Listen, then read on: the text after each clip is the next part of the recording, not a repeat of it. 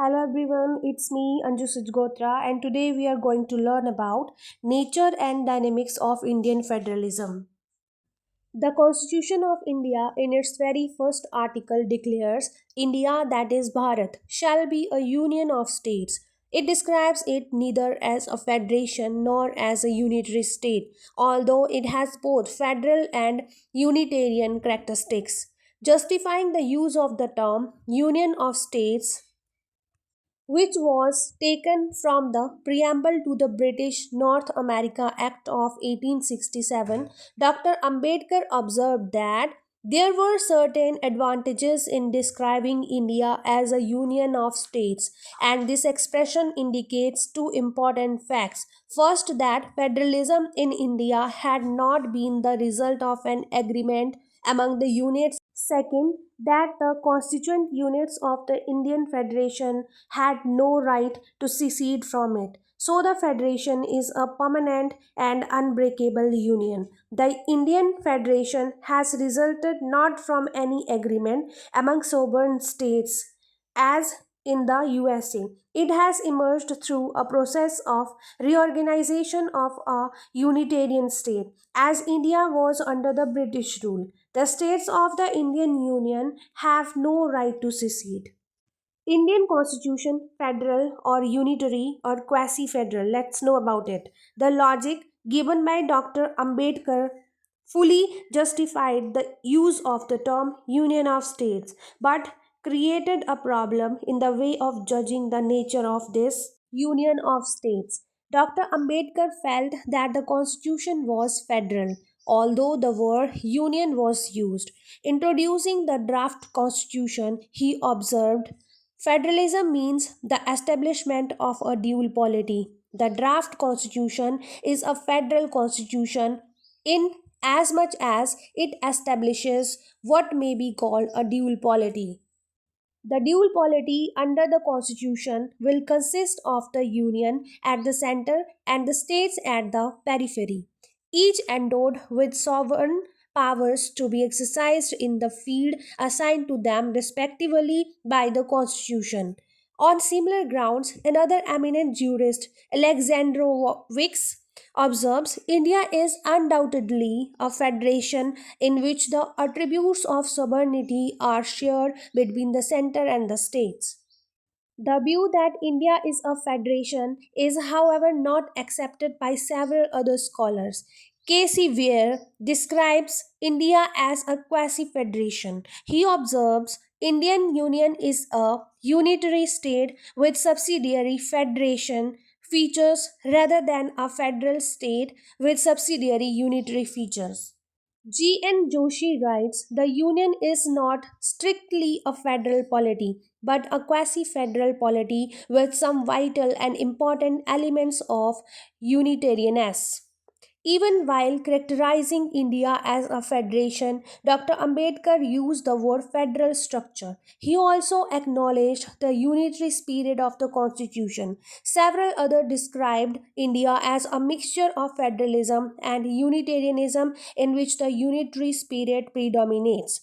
Thus, there exists the difficulty of determining whether India is a federation with a unitary spirit or a unitary state with a federal structure.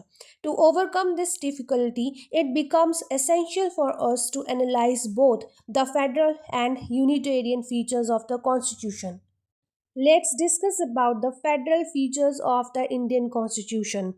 Dr. K.C. Ware has written, in a federation, the powers of the government are divided between the government for the whole country and governments for parts of the country in such a way that each government is legally independent within its own sphere. These features are present in the Indian Union of States.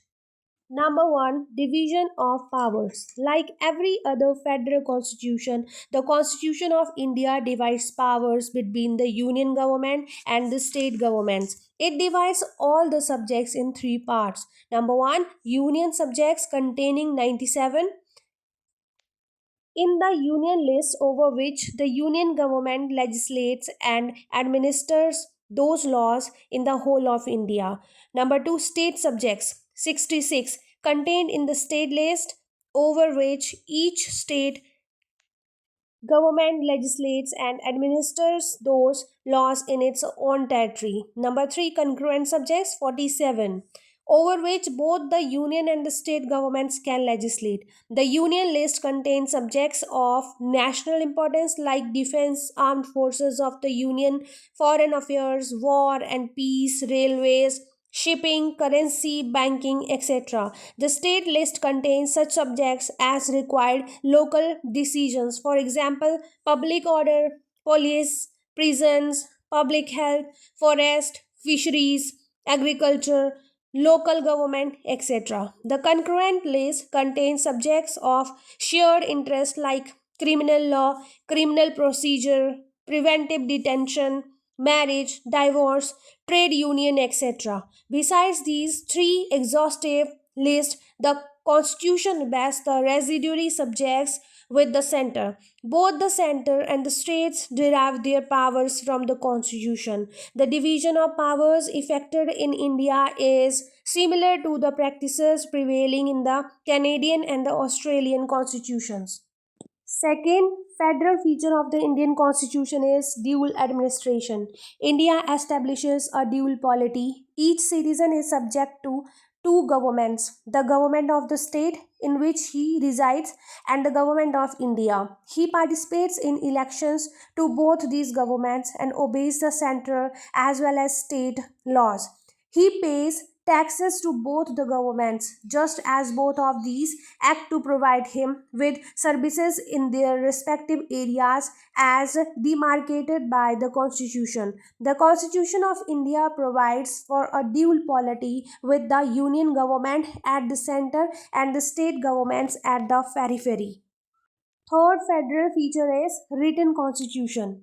India has a written constitution which lays down the division of powers between the union and the states. It clearly defines the scope of the powers of these two tiers of the federation and discuss in its part 11 and 12. Articles 245 to 300, the legislative, administrative, and financial relations between them. Demarcation of the boundaries between the two has been done clearly and minutely. Fourth feature is supremacy of the Constitution. Both the Union government and the state governments derive their powers from the Constitution. Both exercise their respective powers in accordance with the constitutional provisions. The Constitution is supreme and no one can violate it. The Supreme Court has the power to protect and interpret it. It can reject any union or state law in case it is found to be unconstitutional in a judicial review. In other words, the Supreme Court of India safeguards the supremacy of the Constitution by exercising the power of judicial review over the union and the state laws.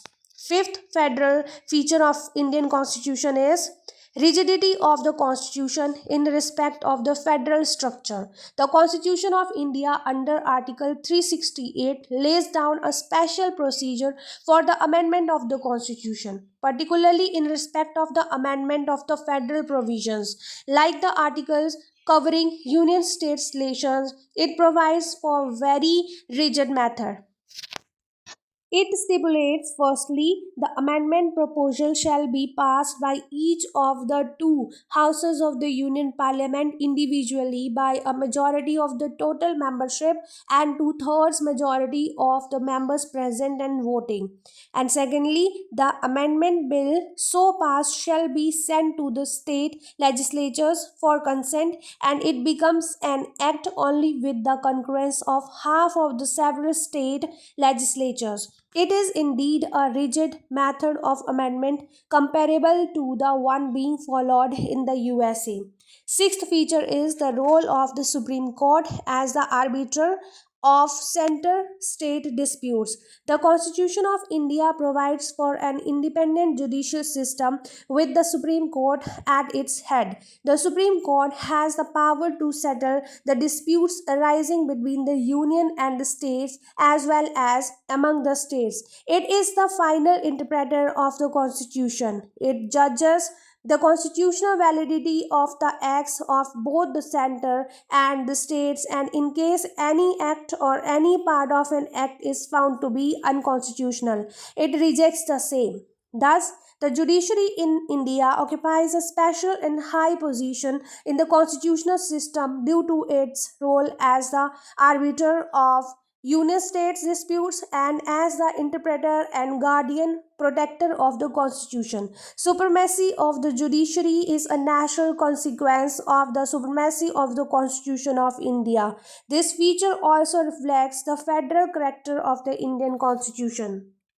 Seventh federal feature of the Indian Constitution is bicameral union parliament. A bicameral legislature is also considered as an essential feature of a federal constitution. In such a legislature, the upper house represents the states of the federation. The Indian Constitution too provides for a bicameral union parliament with the Council of States, Rajya Sabha, as the upper house and the House of the People, Lok Sabha, as the lower house. The Rajya Sabha represents the interest of the states of the Indian Union. Its members are elected by the state legislative assemblies and it represents the interest of the states at the national level. Bicameralism and the organization of the Rajya Sabha reflect the federal nature of the Constitution of India. All these features show the federal character of the Indian Constitution, the division of powers between the Union and the states, and the establishment of a dual polity qualify India to be recognized as a federal state. C.H. Alexandrovics observes India is undoubtedly a federation in which attributes of statehood are shared between the center and the local states. Instead of defining her by the vague term of quasi federation, it seems more accurate to exclude her from the category of administrative federations and to consider her a federation with vertically divided sovereignty. Let's discuss the Unitarian features of the Indian Constitution. Many scholars are, however, not prepared to accept the views of the Alexandrovics. They advocate the view that the Indian Constitution is unitary in spirit. It provides for a federal structure imbued with many unitary features and a strong Unitarian spirit. K.P. Mukherjee goes to the extent of observing that India is not a federation at all, even where while describing India as a quasi federation, declares that it is not a federation with secondary unitary features, but a unitary state with secondary federal features. Some others, like Gladhill and Jennings, hold that federalism in India is a cover designed to conceal its Unitarianism. India has only a facade of federalism without the substance of federalism. India's first unitary feature is a very strong union government. The unitary character of the Indian constitution is demonstrated fully by those of its provisions, which establish a very strong central government. It ignores the true spirit of division of powers by making the union substantially more powerful than the states. It does not make the union and the states coordinate units of a dual polity.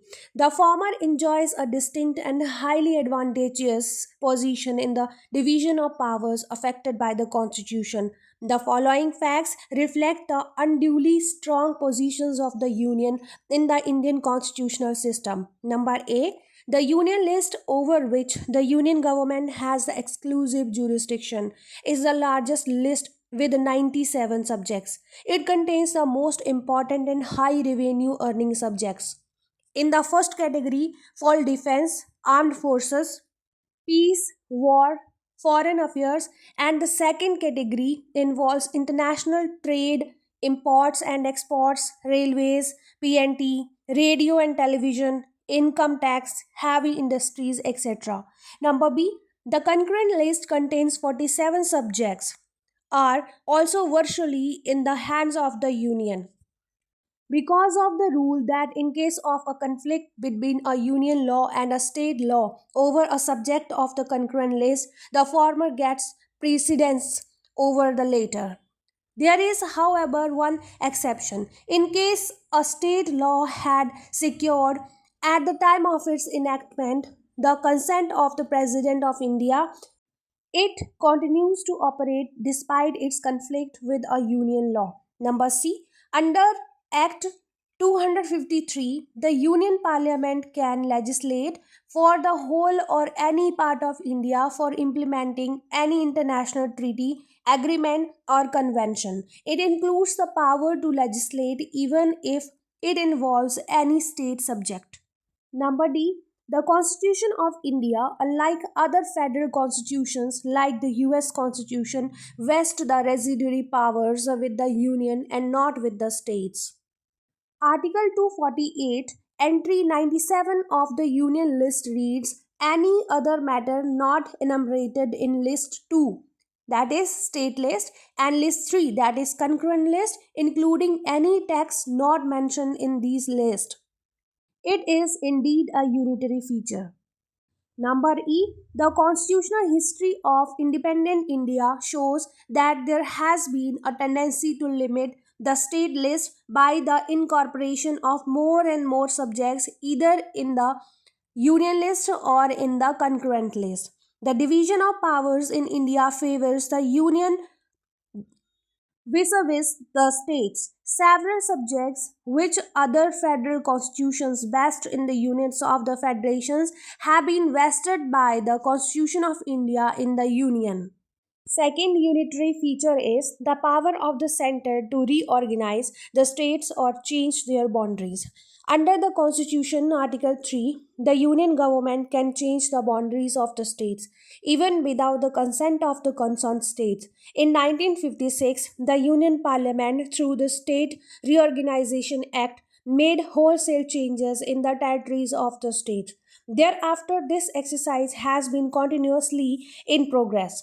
In 1962, Berubari was transferred from West Bengal to Pakistan, now Bangladesh, despite opposition from West Bengal. In place of Assam and NWFP, several states have been carved out in the northeast. Assam, Meghalaya, Nagaland, Arunachal Pradesh, Manipur, Tripura, and Mizoram. Goa is now a state, and Delhi has nearly statehood. What used to be initially the state of Punjab and the Union Territory of Himachal has now come to be Punjab, Haryana, and Himachal Pradesh as the three states and Chandigarh as the union territory. In 1998, states of Chhattisgarh, Uttaranchal, and Jharkhand were carved out of MP, UP, and Bihar by constitutional amendments made by the union. In 2014, the states of Telangana was carved out of Andhra Pradesh and the boundaries of these two states were redefined by the Union Parliament. All the changes in the boundaries of the federating units of India have been the result of central acts. Article 3 empowers the Union Parliament to change by law the territories, areas, and boundaries of the states. This provision reflects the unitarian character of the Indian Constitution. Chief Justice P.B. Gajendra Gadkar observes the power conferred by Article 3 is completely destructive of the essence of a federal state, which is supposed to be composed of units with coordinate but limited powers. Third feature is some limitations upon the jurisdiction of the states over the state subject. The Constitution vests in each state of the Union the power to legislate on and administer the subjects contained in the state list. However, here too there are several limitations. Number A, the governor has the right to reserve any act passed by the state legislature on a matter of the state list for the assent of the president. Act 200 and 201. Such an act becomes a law only if it gets presidential assent. The president can virtually veto the bill by refusing to sign it. The president can keep such bill pending for his signatures as the constitution does not prescribe a time limit for presidential assent. Number B, upon a request made by two or more state legislatures, the Union Parliament can make a law on a state subject. Such a law operates in the territories of the states which make such a request. Such a law can be amended only by the Union Parliament.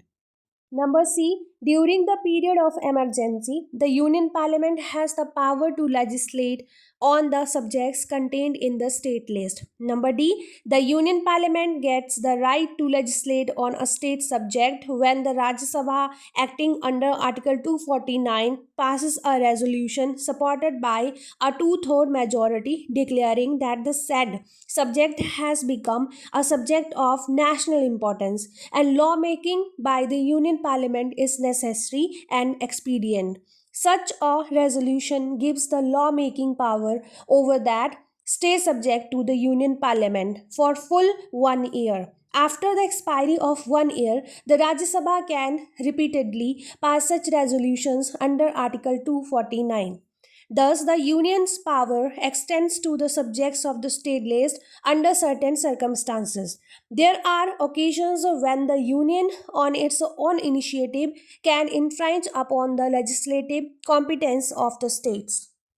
Fourth feature is emergency provisions of the Constitution. The emergency provisions of the Indian Constitution also reflect the unitarian spirit of the Constitution. In the event of an emergency arising due to an external aggression or war against India or due to an internal armed rebellion, the President can, under Article 352, declare a national emergency in India. When such an emergency is proclaimed, the Constitution of India becomes a unitary constitution because the union government gets the power to make any law or decision which it deems fit for meeting the emergency.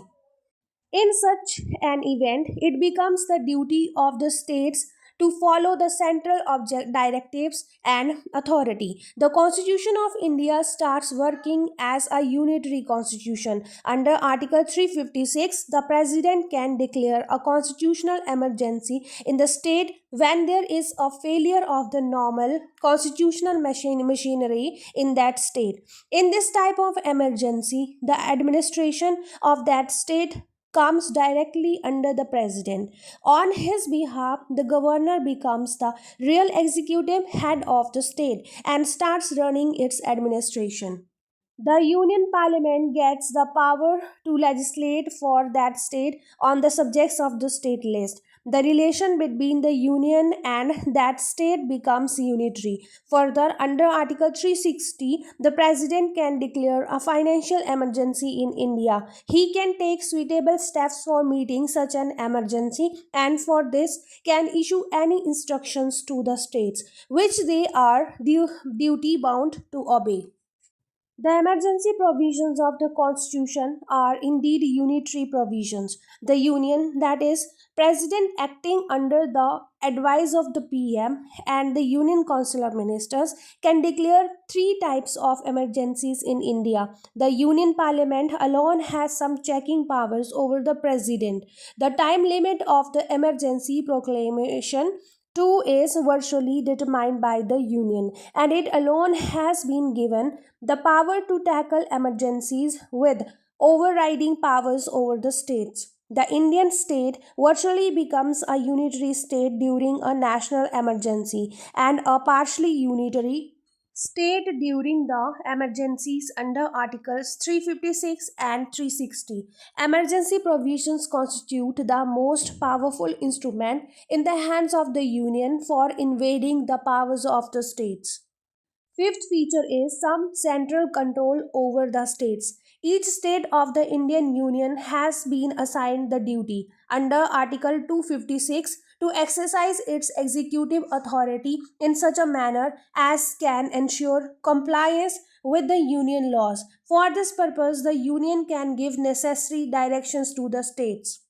Further, Article 257 states that the executive power of every state shall be so exercised as not to impede or prejudice the exercise of the executive power of the union. For this purpose, the union government can issue all necessary directions to the states. Further, the union government, with the consent of the concerned state, can entrust conditionally or unconditionally any function of the union to the state government. In addition to these general provisions, the Constitution also empowers the Union government to give directions to any state government regarding the construction and maintenance of means of communication declared to be of national and military importance, and for the protection of railways within the state. The Union Parliament has the power to declare any highway or waterway as a national highway or waterway. Number 6 is role of the union regarding interstate rivers or river valley disputes. The Union Parliament has the power to provide by law for the adjudication of any dispute or complaint with respect to the use of water of any interstate river or river valley. Not only this, the Union Parliament has been empowered to prevent the Supreme Court or any other court from exercising its jurisdiction in respect of such a dispute. Seventh feature is single constitution for the union and state. The Indian constitution is a single unified common constitution for the union as well as for the states. In India, the states, with the exception of Jammu and Kashmir, do not have their separate constitutions. In a true federation like the US and Swiss federations, the right of the states to have their separate constitutions is a sacred right, and in various states, different types of political institutions based on local aspirations are at work.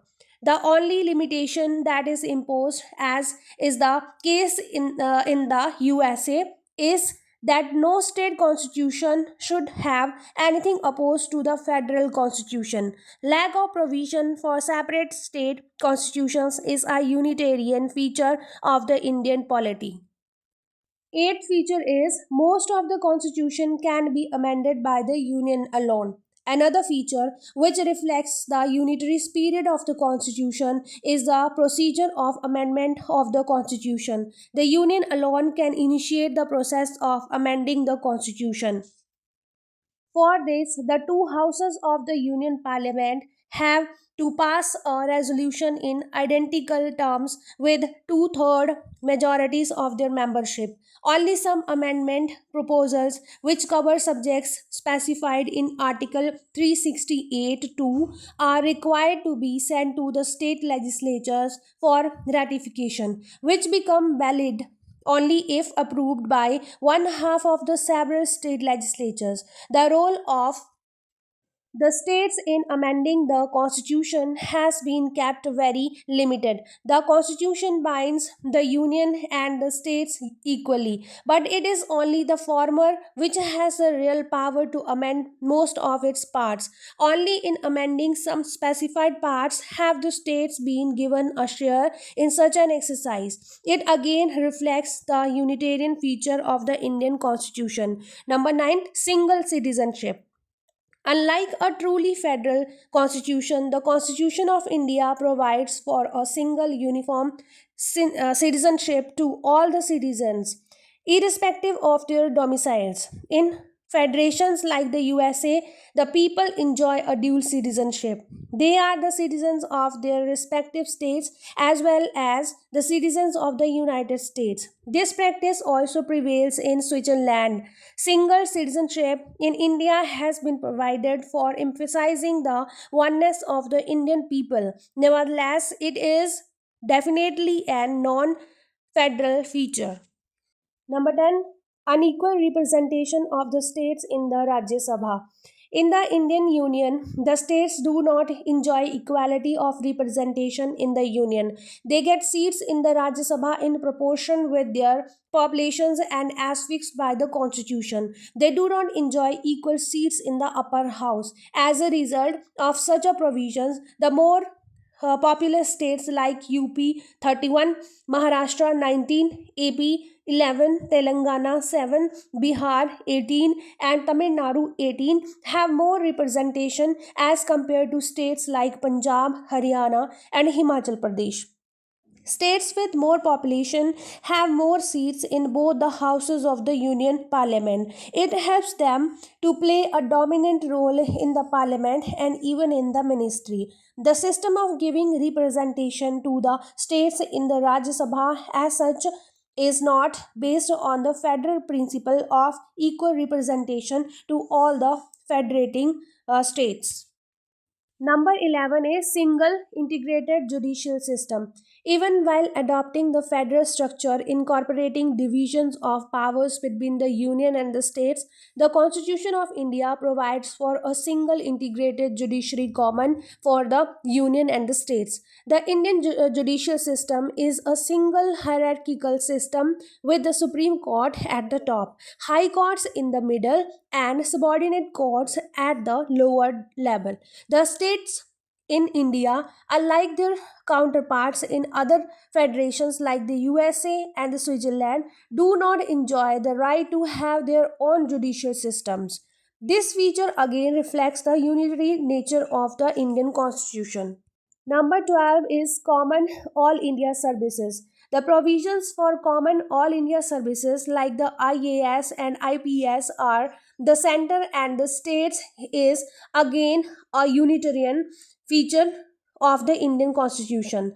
The personnel belonging to these services occupy the key administrative post in the state administration as well as in the union administration. They are recruited by the Union Public Service Commission and trained by the Union Home Ministry but allocated to the states and union territories. Further, the Rajya Sabha alone can pass a resolution for creating a new All India service or for abolishing an existing one. This it can do by passing a resolution supported by a two-third majority of the members present and voting. The Union Parliament then can pass the law to make the desired change. In doing so, it lays down the conditions of service and the method of recruitment.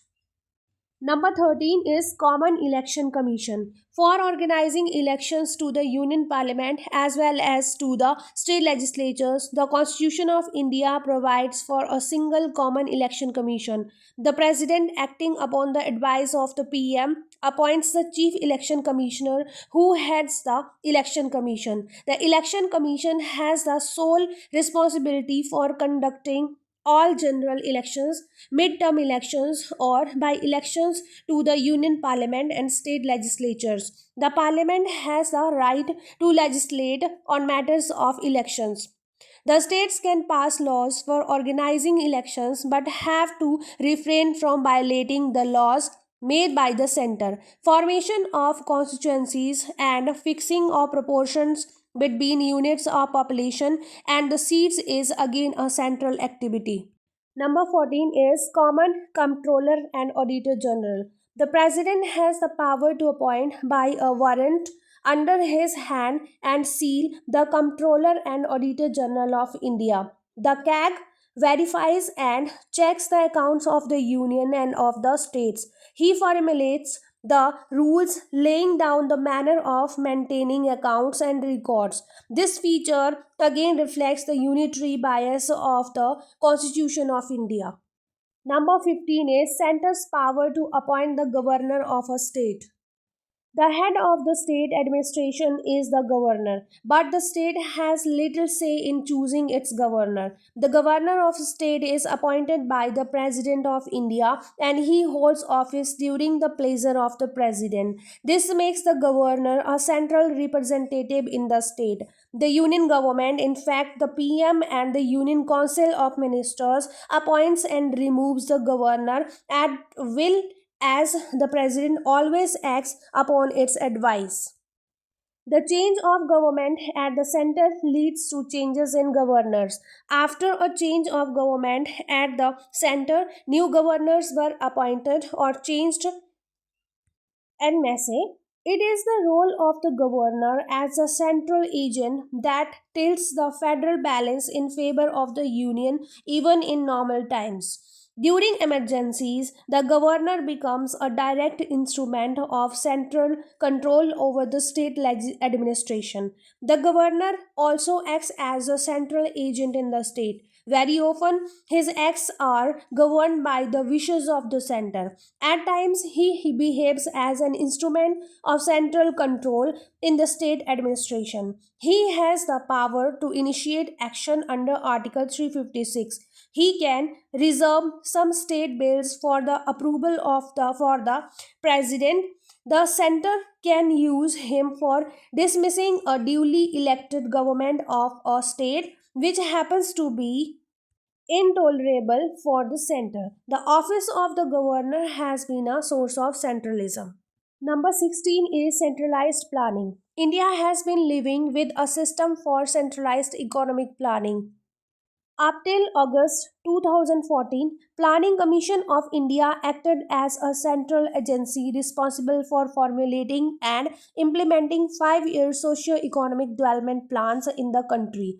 It used to be headed by the Prime Minister. The Deputy Chairman of the Planning Commission, who used to be a trusted friend of the Prime Minister, acted as the real chairman of the Planning Commission. The Planning Commission used to perform the function of preparing and finalizing 5-year plans and allocating developmental plans, projects, and resources to the states. Since planning related to all the subjects listed in the Union, State, and concurrent list, the Planning Commission used to play a key role in distributing industries among the states. In fact, all areas of development fell within the scope of the area of jurisdiction of the Planning Commission, which used to act as a nodal agency for formulating and implementing 5-year plans. In August 2014, NDA government of Prime Minister Modi decided to replace the existing institution of Planning Commission by a new, more broad-based institution for undertaking the function of monitoring the progress of planning in India as well as for preparing future 5-year plans. The central government decided to involve all state governments more comprehensively and productively in the process of formulation, implementation, and monitoring of planning in India. It is believed that the new mechanism will make the process of planning in India more comprehensive, more efficient, and more productive of rapid socio-economic development of the country. Number 17 is financial superiority of the center. The Constitution of India lays down in detail the financial relations between the center and the states. Part 12 and Part 13 contain detailed provisions regarding financial property, contract, suits, trade, commerce, and intercourse within the territory of India. The Constitution of India provides in detail the allocation of taxes to the center and the states. This has been done toward of center state disputes over the issue of levying and collection of taxes. In doing so, added importance has been given to the center. It has been given a bigger share in revenue. The states have been made dependent upon the center for granting aid. The center uses this power as a lever to control and influence the policies of the states. The dependence of the states on the center has now increased and is still increasing because of the increased welfare activities that the states are required to undertake in this age of state welfareism. The states always live under the financial debt of the center. Last but not the least, now 18th feature is appointment of inquiry commissions against state chief ministers. The power of the central government to appoint commissions of inquiry against any state chief minister or minister for investigating alleged charges of corruption or misuse of power also is a unitarian lever of the Indian Federation. All these features reflect the Unitarian spirit or character of the Indian Union of States. I hope this video would be informative for you. Please subscribe for such more videos.